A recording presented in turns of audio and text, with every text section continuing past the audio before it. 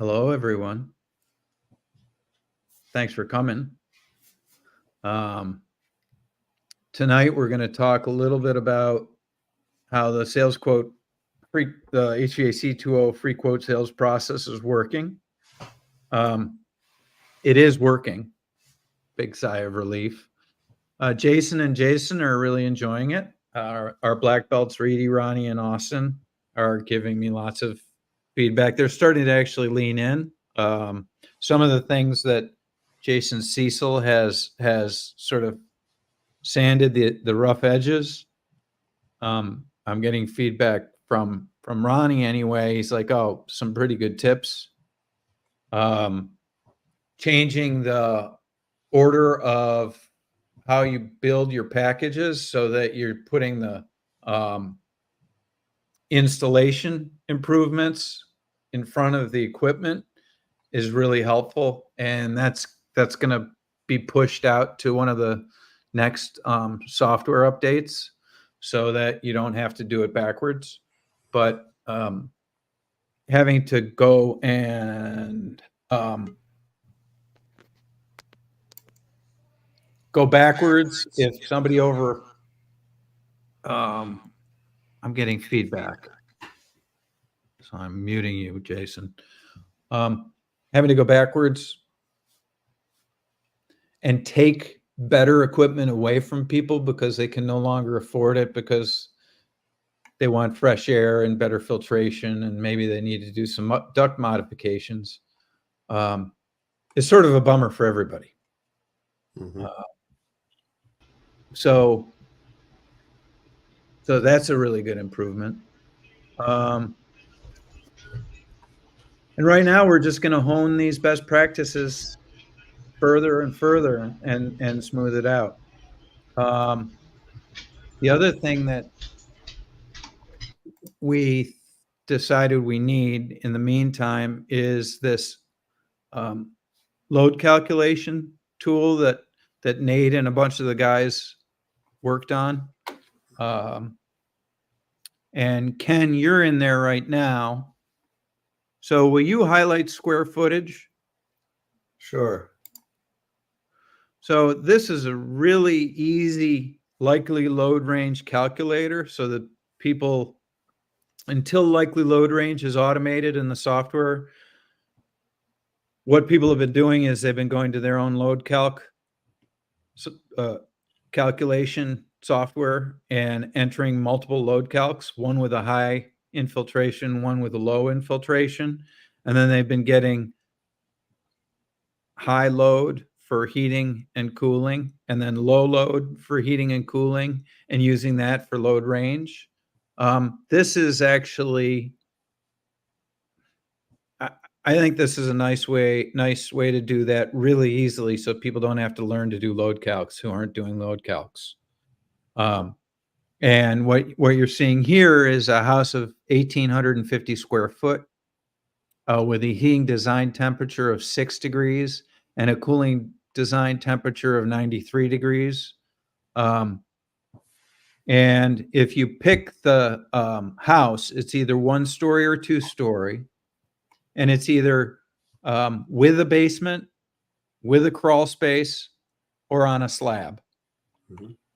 So if those, once you pick which of those houses you're looking at, you're able to go. So for example, if it's a 2-story with a crawl space, you go down to the second to bottom green box, and it's the heating likely load range is 27,000 to 104,000 BTU. And then the cooling range is 13,000 to 52,000 BTU. And that's what you enter into your likely load range numbers for your free quote process report. And then that report is going to get split into 3.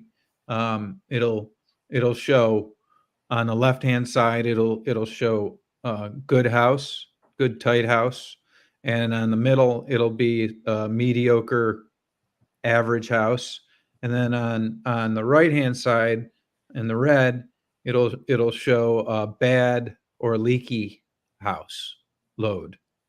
And then, you know, we've talked a bit about how you explain that to the homeowner that, you know, a lot of people oversize their equipment, and if you oversize, you're in the red. And then if you tighten up your house, you may be walking away from comfort. So anyway, I've been doing all the talking. I'll stop now. Comments, questions, thoughts? All right. This is my house, which I replaced the equipment in, it'll be 2 years ago in May. And I went from a 3-ton heat pump and a 75,000 BTU furnace to a 2-ton heat pump, inverter, 5-stage heat pump, and a 60,000 BTU modulating furnace. I would have liked to have gotten a 40,000 BTU furnace. But the crawl space line, which is what my house is, my 2-ton heat pump was maintaining 72 degrees until it reached the cutoff at 10 degrees. Oh, So we were having no problems with it. wow. So you were at under 24,000 heating load I'd at have 10 to look degrees. at I would need to look at the Performance chart. Yeah. performance chart to see what its output is at 10. Actually, I thought I had that out. Nonetheless, then when the furnace turned on, all of a sudden the house felt overly warm, although it was still at 72, but now the heat was so hot rather than being a nice, Gentle. constant warm air supply. Wow. So I could tell when the furnace turned on, and it wasn't a better heat. It was too concentrated. Interesting. Another indication of what happens when you've got more heat than you need, more capacity.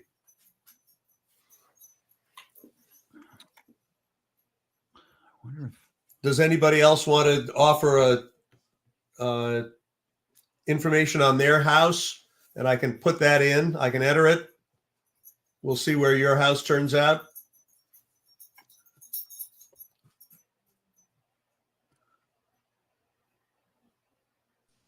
I mean, I've got a 2,700 square foot brick ranch on a crawl space primarily. There's a partial basement, but What's your design temps, Jason? 23 and 92.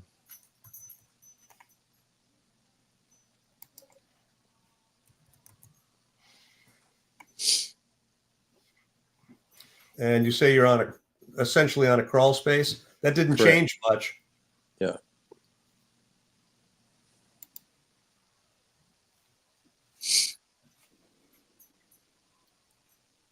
So what kind of sizing do you find is the norm for houses along the lines of yours? It's usually a 3 to 4 ton air conditioner and a 80 to 100,000 BTU furnace.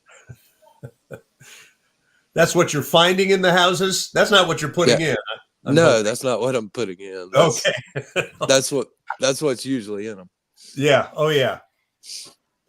Well, we talked to the guys who owned a supply house here, and when they started the business, they were told all you need to stock is 3-ton air conditioners and 100,000 BTU furnaces. Yeah. And I run into that with even my suppliers. I mean, I can get smaller stuff, but what they primarily stock and what they want to sell or what they stock to sell, it's what everybody puts in, which is 80 to 100,000 BTU furnaces and either 2 through 5-ton heat pumps or air conditioners. Yep. Single stage. Right. So, but I mean, it's what sells, so I can't fault them for stocking that. I mean, they've only got so much space to Sure. stock what they stock. So Some years ago, we had a pretty small house. Upstairs, downstairs had been split into apartments, and our distributor had to order. I think we were able to get a 28,000 BTU furnace. yeah, They each had their own systems, right. and Yeah, Johnson Controls or Coleman, what I sell, York. Yeah. They used to have a 26,000 BTU 90% furnace and an 80% furnace, but to my knowledge, they don't make it anymore. Probably because they didn't sell it. Nobody bought it. Yeah, What a shame. yeah. Imagine, Carrier but I had mean, a 40,000 really at that 40,000 point. BTU mobile home furnace years ago. But I mean, at that point, why would you not use a heat pump? True. Honestly, so Right. Yeah. Well, in that instance, for me, it was heating only. right. Yeah. So anybody have any good war stories? I was going to ask Abby what are your design temps up there in our retarded neighbor to the north? In Winnipeg, oh man, I don't even know. It's like I don't even know what it is in Fahrenheit. Actually, come to think of it, like -4 Fahrenheit. It's like -20 degrees Celsius outside right now. Ooh, will this do negatives? I guess we'll find out. And I'm sorry, Abby, what did you say cooling was?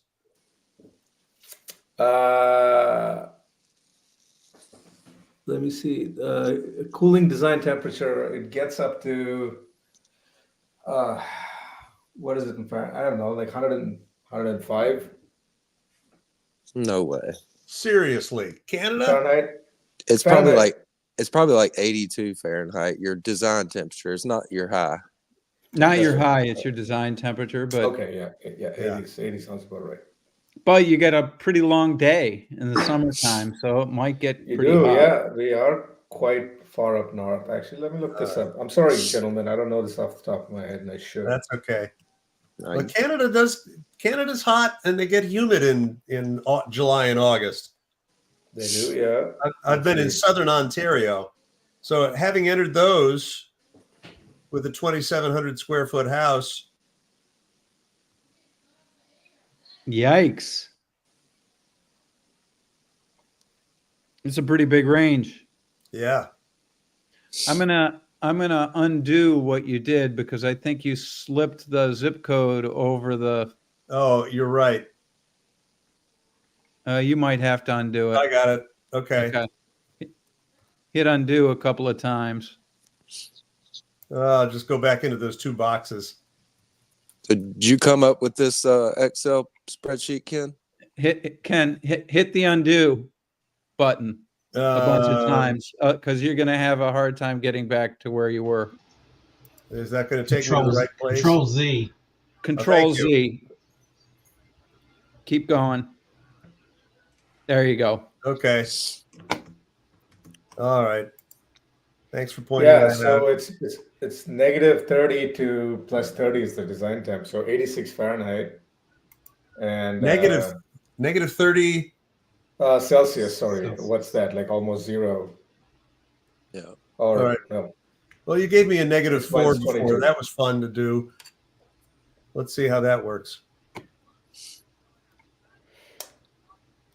All right. Is that looking accurate now? All right. Yeah. How many 150,000 BTU furnaces has anybody ever put in? I don't know. All I'm running entirely on baseboards, Oh, really? Hydronic or electric? electric. Oh wow. Ouch. Yeah, but we also have the cheapest electricity in North America. So I'm sorry. I'm going to correct you. It's hydro. Yeah. How much is Canada. how much is it a kilowatt? 7 cents. Canadian. So like 4 or 5 cents Yeah. US. Wow, Wow. that's cheap. Yeah. Can't believe they don't have more electric cars up there. Oh, electric cars don't work in the cold. I forgot. Good thing you're here to keep us honest. I had my neighbor call me over the weekend. Their furnace went out. So I went to take a look. And he had a 125,000 BTU furnace heating 1,350 square feet on that level. 2,700 square feet total. This was So downstairs, one floor was 1,300 square feet. 1,350, yeah. One floor, 1,350, and that one floor is getting heated by how much furnace? 125,000 BTUs. I can 90 see the crack 90%. from here. I can see the Yeah. crack from here. So then, I called somebody that I knew here because my company doesn't service where I live. South Carolina. Yeah. And so anyway, the owner's son came out today and he's like, oh, you don't want a heat pump. The heat pump won't heat this old house. And then they couldn't do the wiring or whatever. So I said, okay, well, how about a hybrid? And he ended up putting in a Train inverter, HV20, I believe it is, hybrid heat pump with the furnace. That's a good Nice. piece of equipment. So I mean, he the load I was coming up with was probably 2 tons, but he put in a 3-ton. But I guess with the inverter it'll work out okay. Right. He'll have enough range that it'll range down. It'll be interesting to see. Did you lock the furnace out just for shits and giggles? Well, he's going to be putting it in tomorrow, so Okay.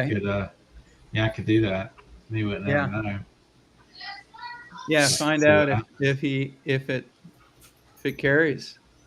Yeah. No, Hey, call me 13 if it doesn't carry because there's some adjustments I can make. Right. Because I'm sure they'll lock it out as soon as it hits 40 degrees. Right now, they'll lock out the heat pump. Right. And the Right. furnace will That's- kick on at 40. Yeah. So, Yeah, it's 1970 in South Carolina.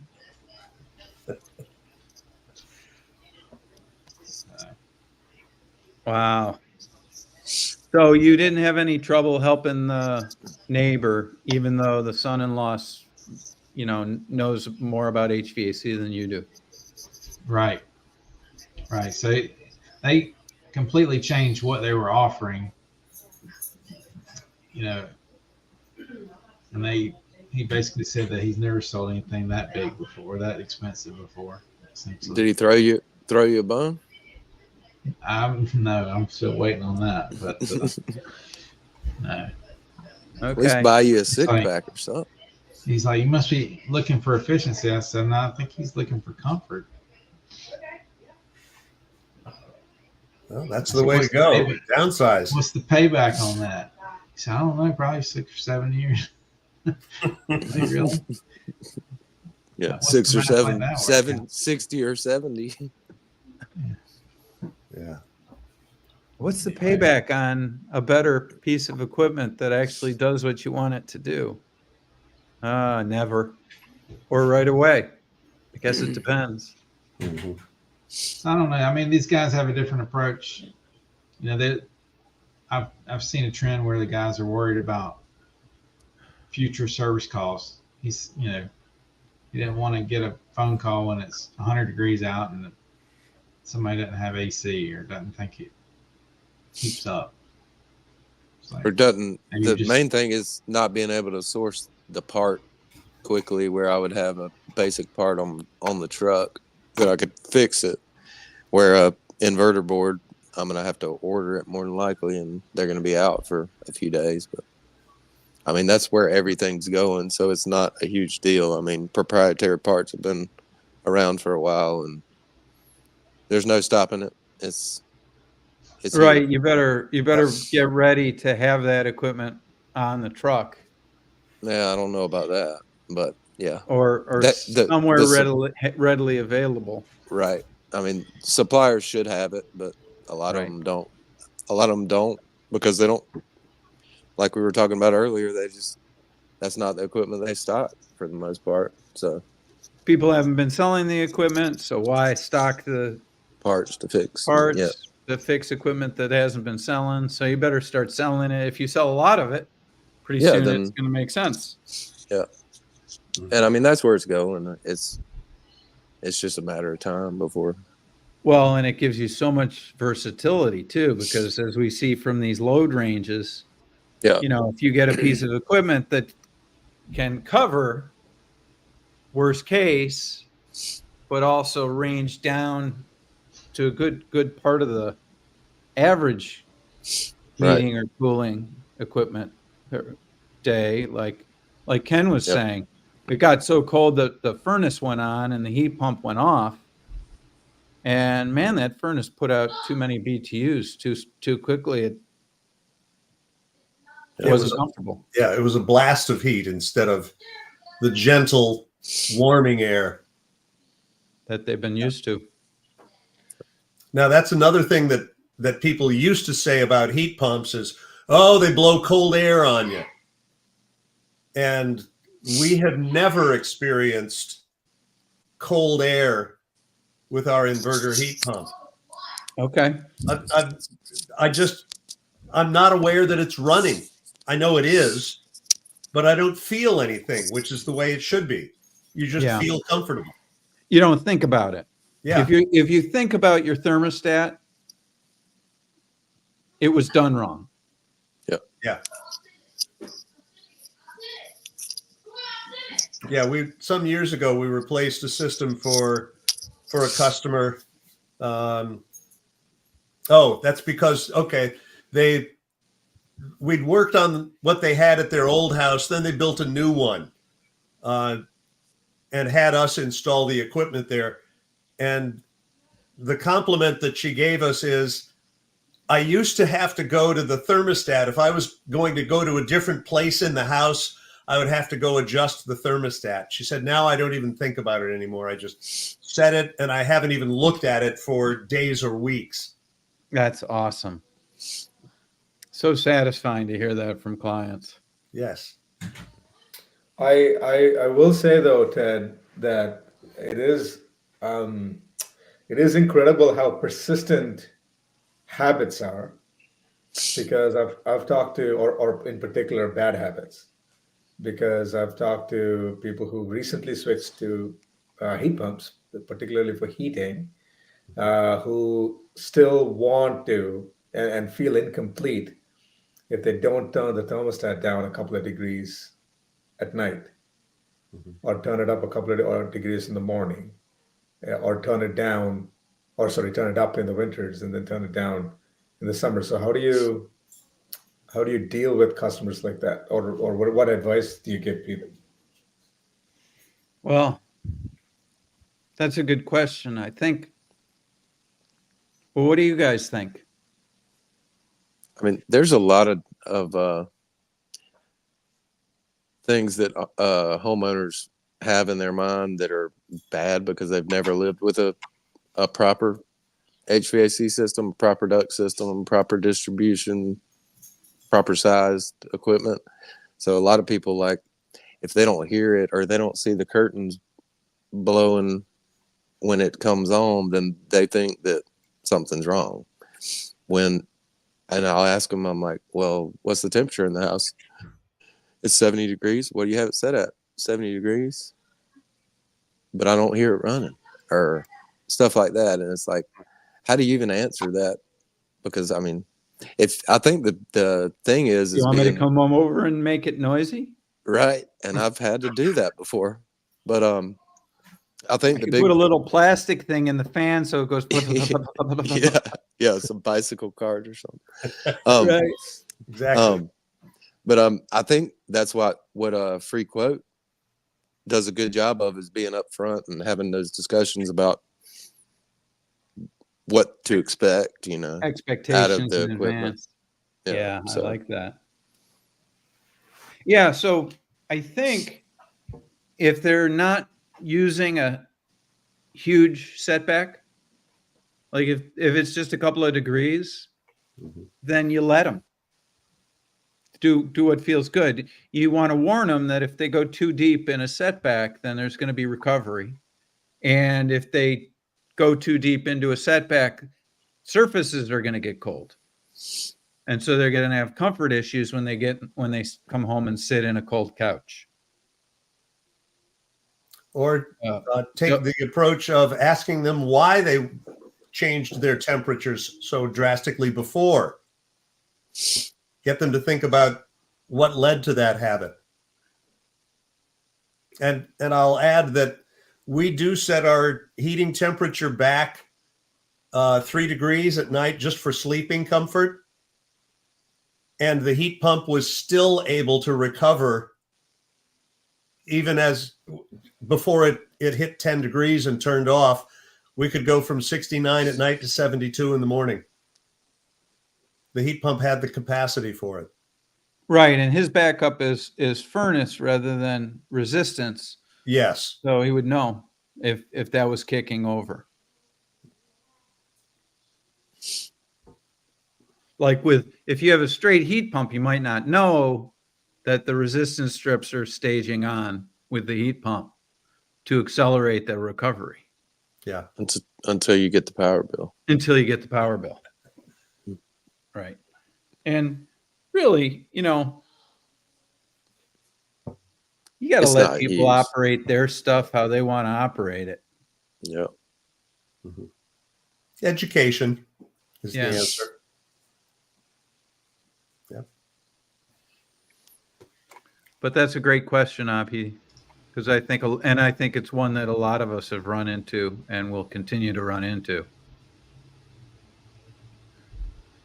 So See, the challenge is with the contractors that aren't really open to change. They're stuck in the old ways of doing things. Mm-hmm. Jason Yes. Cecil's feeling the frustration of a salesperson who wants to advance faster than the industry in his area is advancing. That's nationwide. Mm-hmm. Right. Yeah.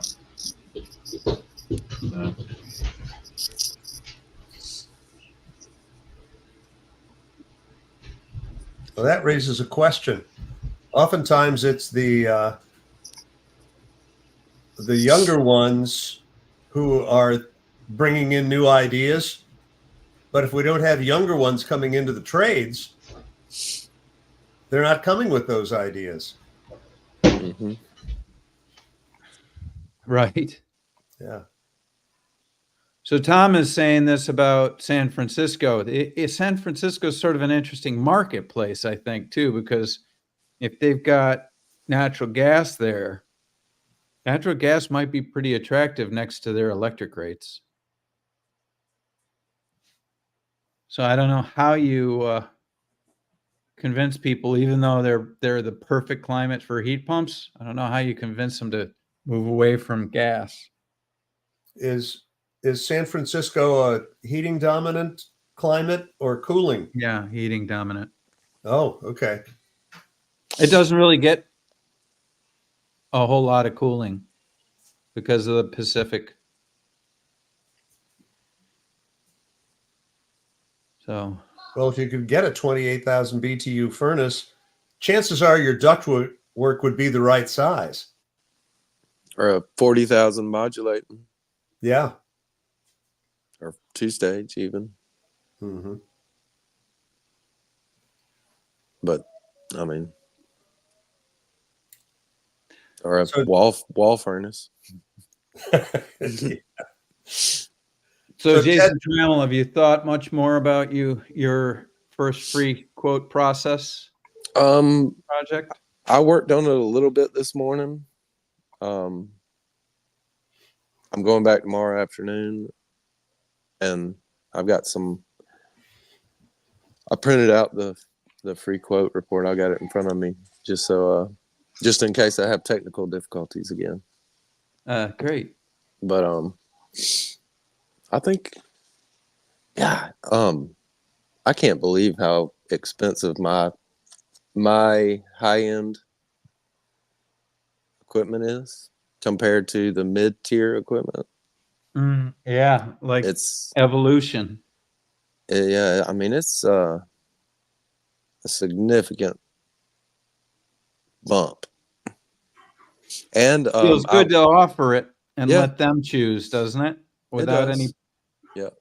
And I was able to find my supplier has 2 of the 5-stage still in stock, and they're trying to get rid of them.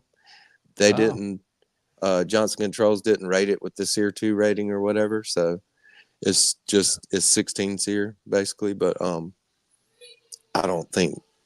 I mean, it's a better piece of equipment than the other mid-tier option that I have. So I think that's probably what I'm going to go, and they're selling it for a song. So, and it's So a you're better going to piece. encourage these people to jump on it.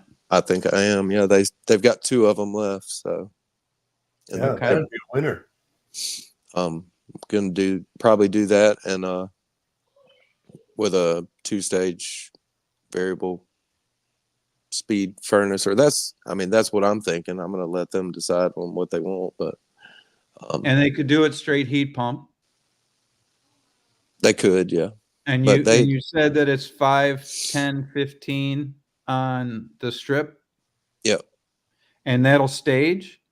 I can make it stage. Oh, okay. I mean, they're separate sequencers. They're just not wired that way from the factory. And my 5-stage is non-communicating, so. Oh, okay. It takes a Y1 and a Y2 call, and then it has 5 stages that it works with those 2 calls with the algorithm. So. And can you do reheat? I could, but they're not going to go all. They like gas. They've got a gas range, gas water heater. Okay. They've made it pretty clear that they want to go back with gas. So. Okay.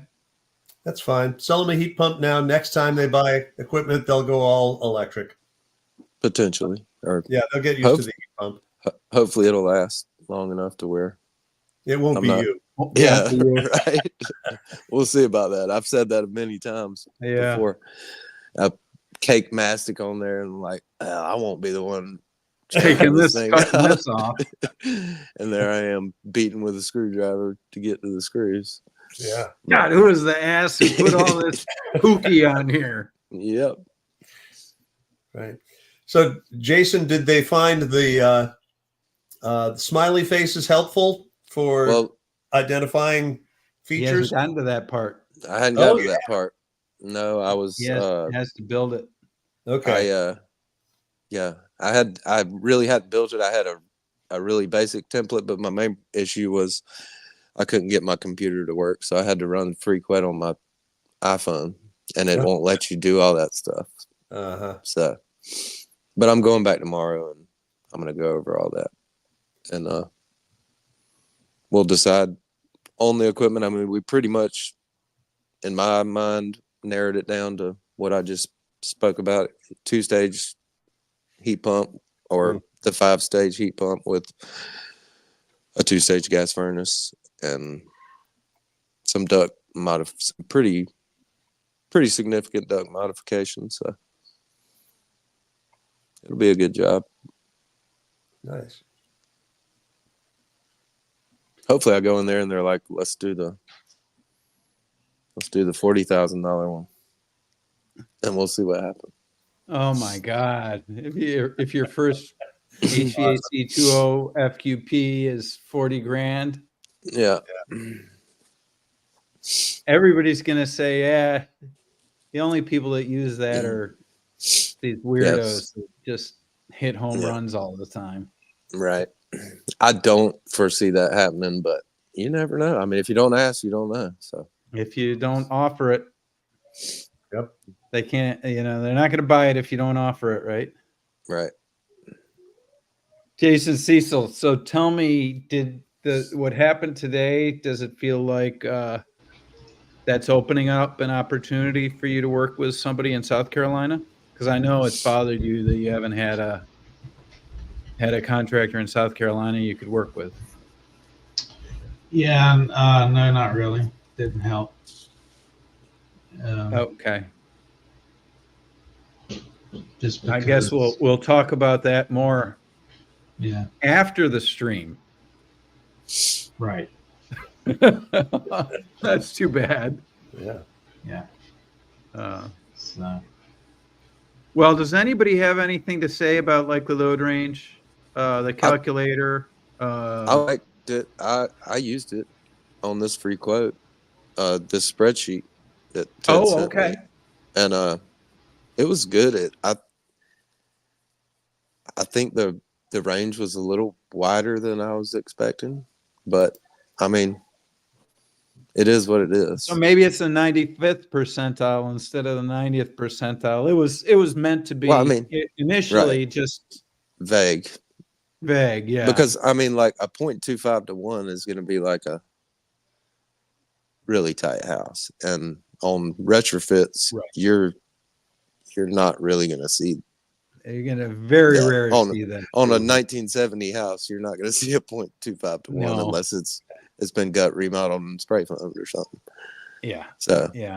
Although these guys are it's weird how I'll hear from somebody that goes into, like, Austin will tell me, I got into this 3,500 square foot house the other day and it was a 1,500 blower door. Like, did I put my tubes wrong? What the heck?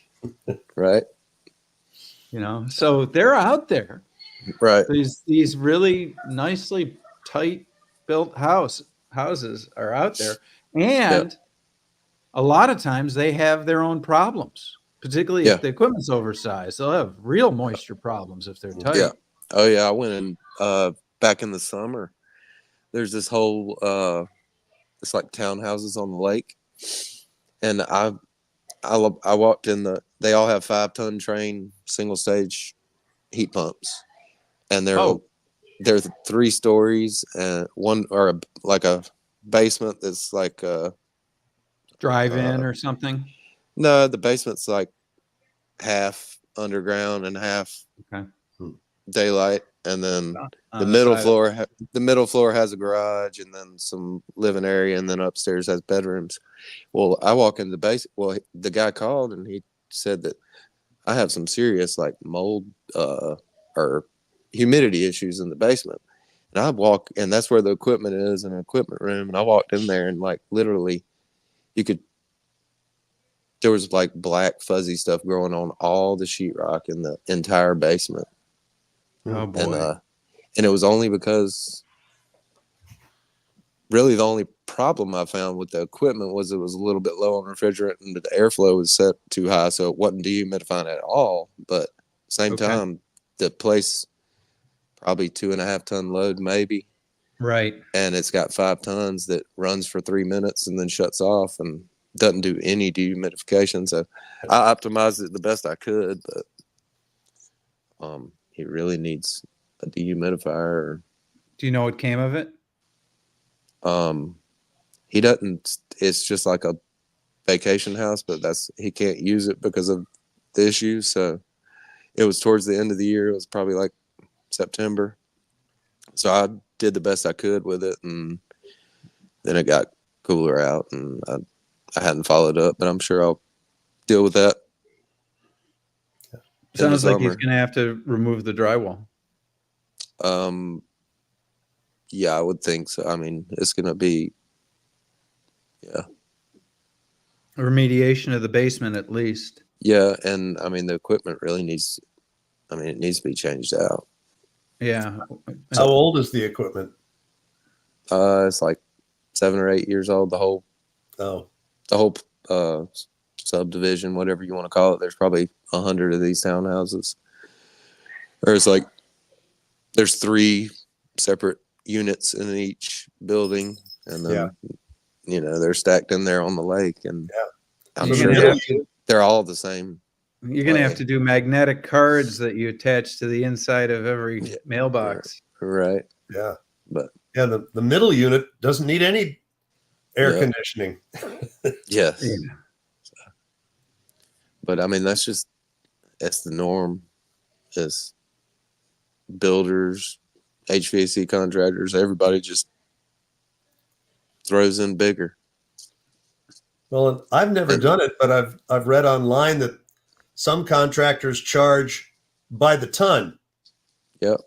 New construction is, well, it's really the general contractor pays by the ton. So if you put in a 2-ton, they're only going to pay you X amount of money. But if you put in a 5-ton, they're going to pay you more money. 2.5 times as much. So, I mean, The incentive is really perverse. yes. That's Yeah. too bad. Okay. That just never occurred to me. Yeah. Which we don't get into new construction other than a couple of custom homes per year. Yeah. So, but it's a rat race. It's all just pull and flex, and unless you're doing a custom house for a builder that wants to do it right, and usually the homeowner, we're involved more with the homeowner.